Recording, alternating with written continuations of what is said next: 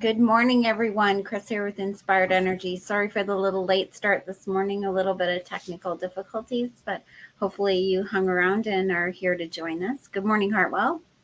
Good morning, Kris. Good morning, everyone. Yes. Oh, it's finally spring, and we've got some nice warm weather in the last few days, so pretty Yeah, happy about that.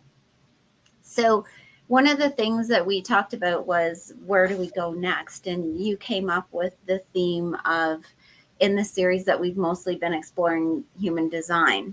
And you wanted to look at what other systems that you're familiar with and how we can compare them. yeah. Well, I think this is something that comes up for a lot of people, Mm-hmm. especially because there's so much out there being revealed. Mm-hmm. There's so much in the world, and there's new stuff coming out that people are revealing, or they're feeling like they're getting downloads and all of that. Mm-hmm. But meanwhile, we have these ancient systems. We have astrology. Now we have human design, which has been in the world since 1987. We have the I Ching, we have the chakras, we have the Kabbalah, we have the Enneagram. I know a bit about a lot of these. I know about quite a lot about numerology, astrology, human design, tarot, and a smattering of Vedic astrology. And so people wonder, it's like, well, how do you keep these straight? How do you make sense of all of this? Mm-hmm. And one of the things I always come back to is that you have to follow what resonates for you. You have to follow your heart, which lets you know what's resonant for you. And if it is, then you maybe go on a journey deeper into that thing. Mm-hmm. Or another way to put it, another way to look at it might be, um, before you use one system to discount another, because you will often come up with things that seem contradictory to you. Get to know one system within its own context well enough first before you have that conversation. Otherwise, you're just reacting based upon an attachment to one system. Does Mm-hmm. that make sense? Yeah, I guess so. But what kind of danger is there in comparing the systems at all? Well, one of the dangers is that if you, for instance, if you're very attached to Western astrology, Mm-hmm. then you might discount Vedic astrology without ever having given it a chance. So it can make you, depending on where you are in your own journey, it can make you quite.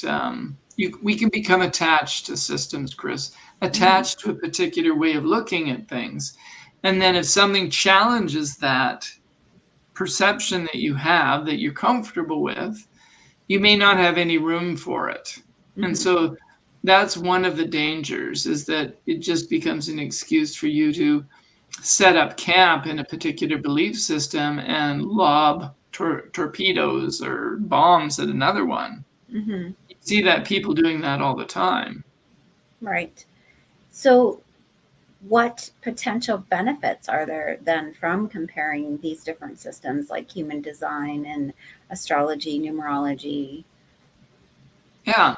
Well, this is one of the favorite things for me Mm-hmm. is um, it can offer you a perspective that makes you look at the system you already do know in a different way. Or you can think, oh my God, that connects. So it can give you this sense of commonality and bridging between all these things. So it Mm-hmm. can give you a sense of, oh, really, the world really is all connected. It's Right. kind of like when people compare religions. Are they looking for the differences? Or are they Or looking? are they looking for what is common to all of them? Mm-hmm. And when you start looking for what's common, then it can often shed light on something that you've learned from another thing in a way that lights it up Mm-hmm. and gives you a deeper understanding into both. Yeah. Or So instead of looking for one's right, be all, end all, and there is no other, right? yeah, we have to move beyond the idea of being right. Mm-hmm. And that, if you look at, say, the integral psychology of Ken Wilber, Mm-hmm. it's very clear that we go through developmental stages. Mm-hmm. And so one developmental stage, we need, for the sake of that developmental stage, we need to know what we believe and we need to defend it against others. We become very opinionated, very judgmental. And we have all, many of us who will be listening to this show have grown through that stage. We remember what it was like to have our beliefs, our identity connected to our beliefs. Right. But now, and remember, that's a predictable developmental stage we all go through. Mm-hmm. So if I'm beyond that now, I can remember that. And if I meet somebody who is very positional and judgmental like that, I do not need to judge them myself. I do not need to say, oh, you poor little, Mm-hmm. I just know that that's where they are in their developmental stage and that potentially they will develop beyond that. But Mm-hmm. once you develop beyond that, then the world opens up to this understanding that there is truth everywhere. Mm-hmm. So what are the potential benefits of comparing, or sorry, what do traditional Western astrology and human design systems have to say to each other? Like, how do they talk to each other? Well, of course, they have a lot of language in common. They both use planets. They both use the information from our births. So it's starting from the same place. There is a bit of, there's not much talk about the zodiac signs in human design, but we're starting from the same place, which is the position of the planets when you were born. But whereas in astrology, the planets are so important, they are the key players, right? In human design, they activate gates, so there's not a whole lot of clarity, or at least on the surface, there's not a lot of usefulness to say, okay, if Mars is in gate 7, how is that different than if, say, Saturn was in gate 7?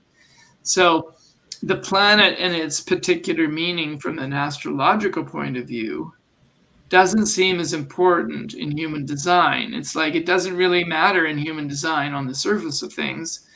There is a bit of a distinction made, but not as much as you might expect from an astrological point of view.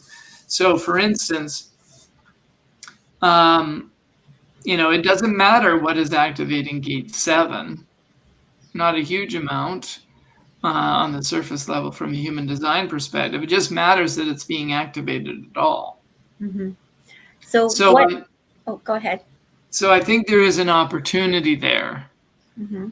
I think there's an opportunity there for somebody who's intrigued by that question to say, okay, is there a way to feel the importance of the planetary meanings that they have accumulated over hundreds and thousands of years? Is there a way to apply that to a deeper understanding of a human design chart, and how would you integrate that? Mm-hmm. So I think it's a worthwhile question to ask for anybody who's drawn to that question.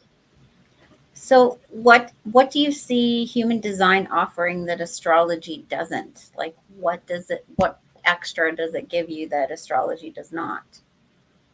Well, I get asked this a lot when people come into clarity for readings. It's like, oh, which one should I do? And what do they offer? So I do have some thoughts about what are the relative merits of those two systems. Mm-hmm. What I like about astrology is that it's a language, and I've grown up with that language because I started studying it when I was 14.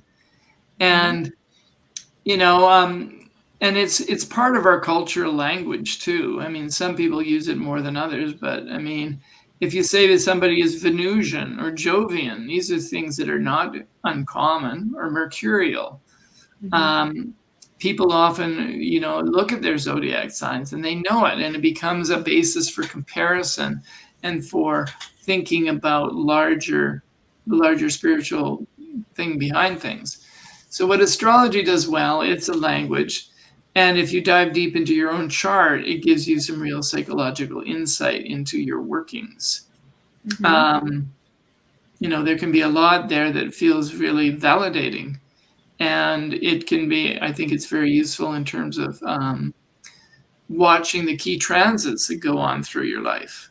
So I think it's more useful than human design is in that respect, because you can see where your own individual transits are happening and where the planets are putting pressure on you in your life to go through various transformations.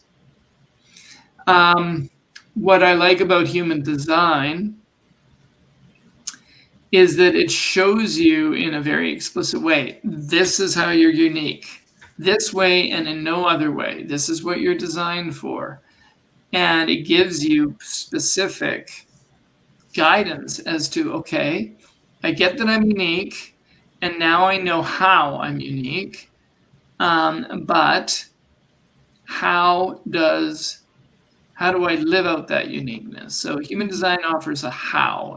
The strategy and authority give you very clear indicators. They're not necessarily always easy to follow, by the way, but there is some clarity to them.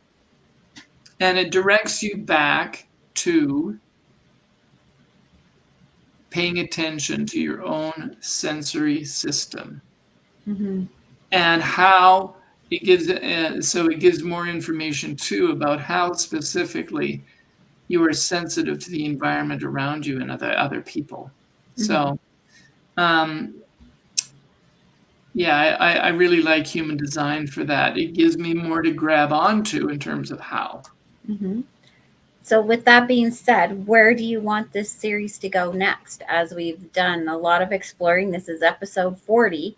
So we've been doing this for quite some time now. So what direction do you want this series to take, and what can people look forward to? Well, we've covered most of the basics, and of course, there's a lot deeper knowledge to human design. And I am, in a sense, I've reached in these talks where my own cutting edge is in terms of my training, because I'm in the professional level training for human design. But what I'm intrigued by as an astrologer, somebody who is an astrologer first, is if we look at the 5 or 6 gates that are associated with each zodiac sign, because remember there's 64 gates and there's 360 degrees of the year. So that makes 5 or 6 gates per sign. So what I've been intrigued for and curious about for myself is, can we see some themes? If we take Aries, for instance, and say, okay, this is what Aries means as a sign. But in human design, that's broken down into 6 different themes. So how do those compare?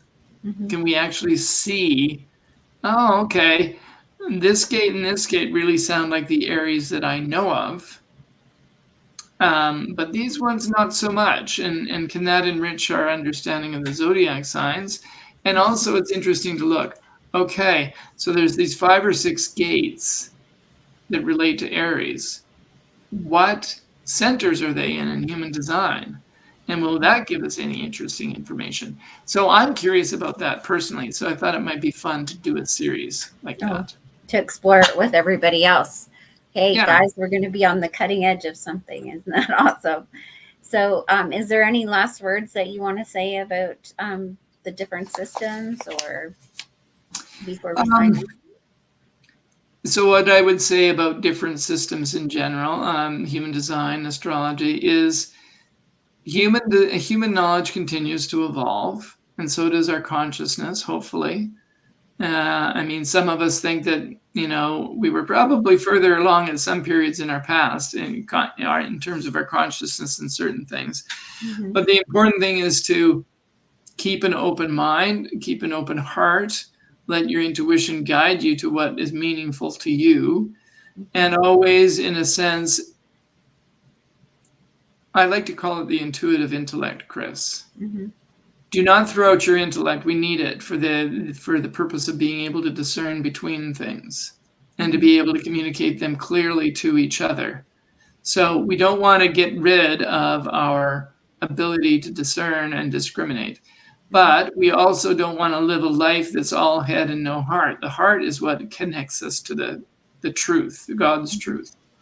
Mhm. So the intellect or the intuition is more related to the heart. We want a combination of both.